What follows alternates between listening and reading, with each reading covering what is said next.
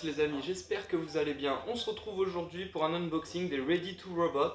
Voilà, donc c'est des petites figurines de robots en fait avec des petits persos à l'intérieur. Voilà, un peu en mode mecha. Je sais pas si vous voyez bien là sur l'illustration. Il y a quelque chose que je trouve vraiment très bizarre en fait avec ces petites figurines, c'est que en fait ça désemplit pas dans les magasins, c'est-à-dire que vraiment tous les stocks, j'ai l'impression que personne les achète. C'est pour ça que j'ai envie de tester en fait, voir un petit peu ce que ça pouvait donner. On va voir ça de suite. Alors, il y a une petite notice donc, qui nous explique un petit peu comment monter le robot. Ça va pas être quelque chose de très compliqué. Là ici on a la liste des robots. Allez, on va voir ça. Putain, celui-là non plus il s'ouvre pas, c'est abusé. Les plastiques, ils les ont vraiment serrés. Ça se présente comme ça, donc dans une petite boîte. Alors, on va commencer de suite, on va ouvrir le haut. Hop, alors, on a des emballages plastiques, une petite main avec une épée. Une petite main avec une pince. Une autre main avec une pince. Ah, ok, du coup en fait c'est peut-être pas des mains, je sais pas, à voir. Et ici il y a un truc avec du slime, je le garde pour la fin, c'est là où il y a le pilote.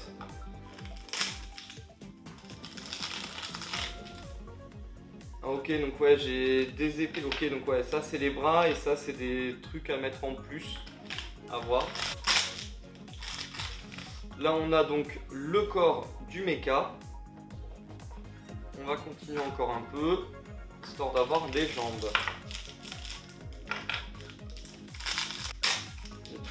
Je vais jeter directement par terre. Hop. Voilà, donc là j'ai la deuxième jambe, donc on est sur un perso avec des chenilles. Du coup ici là on nous dit qu'il faut appuyer. J'ai appuyé.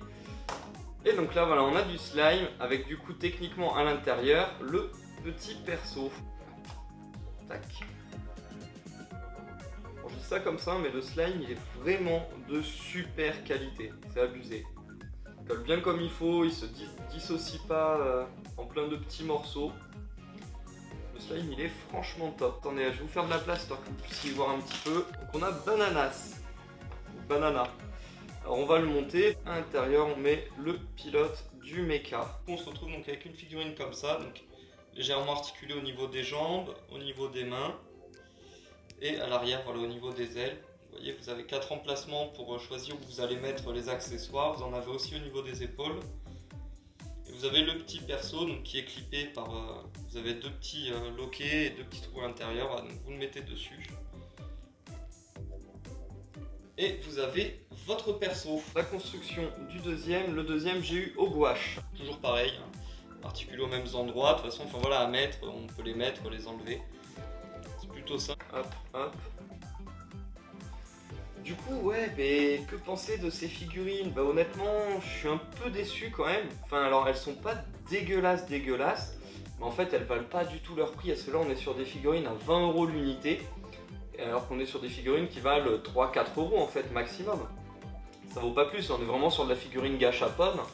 Et sauf que bah, en fait, ouais, on se retrouve beaucoup trop cher en fait. Par comparaison, pour 10 balles, j'ai pu avoir cette figurine de Doctor Strange de chez Disney, Collectible en fait.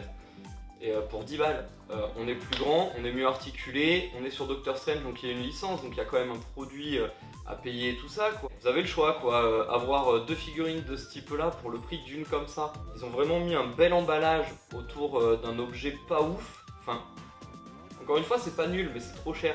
Je pense que voilà, si vous arrivez à en trouver à 3-4 €, allez-y parce que les persos ils sont quand même cool, c'est un peu détaillé et tout ça, c'est sympa. Au-delà de 3-4 €, achetez pas parce que là c'est juste un truc gâchapon qui a été super bien emballé en fait et c'est dommage que ça monte le prix. J'aurais préféré un emballage plus nul avec des figurines à 3-4 € en fait. Là oui, j'aurais essayé de faire la collection. Là c'est vraiment beaucoup trop cher pour ce que c'est quoi. Tournez-vous plutôt vers des figurines comme ça, du Tortue Ninja, du Power Rangers. C'est moins cher et quand même vachement mieux. C'est la fin de cette vidéo, j'espère vraiment que ça vous aura plu. N'hésitez pas à me dire en commentaire ce que vous en avez pensé. Dites-moi également ce que vous pensez des Ready to Robot. Est-ce que c'est quelque chose qui vous intéresse ou pas du tout? Et débattez-en un petit peu dans les commentaires, je viendrai débattre avec vous. Et moi je vous dis à la prochaine pour une nouvelle vidéo. Allez, ciao, bisous!